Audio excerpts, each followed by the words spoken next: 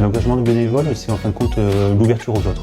C'est passer un moment avec du monde. Quand on a vu que la ville organisait cette journée, on a regardé un peu les différents ateliers qui étaient présentés.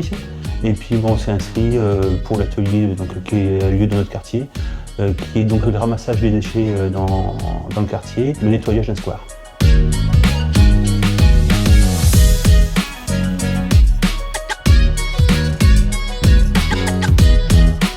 Notre association a pour but d'aider les personnes en situation de handicap visuel. On essaye de les aider surtout à l'écoute et leur donner d'autres conseils concernant leur autonomie.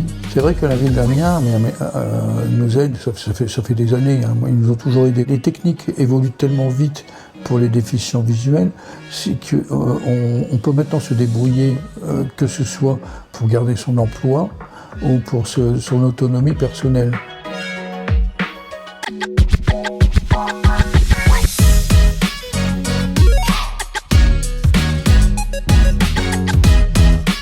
Je viens à la Pléiade pour décompresser après les cours et aussi pour prendre en masse musculaire.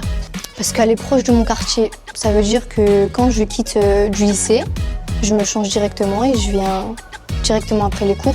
À la Pléiade, c'est le sport, surtout parce qu'on est tranquille, il n'y a personne tout le monde est dans son coin en train de faire son sport. Je trouve que la ville d'Amiens a une bonne idée parce qu'il n'y a pas du tout de salle de sport à Amiens Nord. Ils encadrent super bien, quand on a des questions, ils sont toujours là pour nous écouter et nous montrer comment utiliser le matériel.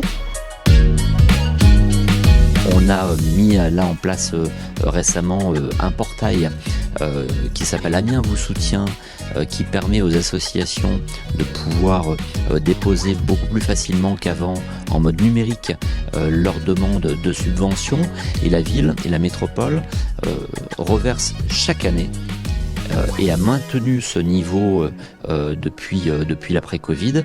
On reverse 18 millions de subventions, 18 millions d'euros de subventions chaque année. Cette force, c'est d'amener de l'investissement. Donc le lieu, on le réhabilite. On va permettre aux associations d'investir le lieu. Pour les habitants, on peut beaucoup plus répondre aux besoins, proposer un éventail beaucoup plus large, apporter un accompagnement qui est plus important, et on peut aussi également nourrir notre pratique en échangeant. C'est du gagnant-gagnant en fait.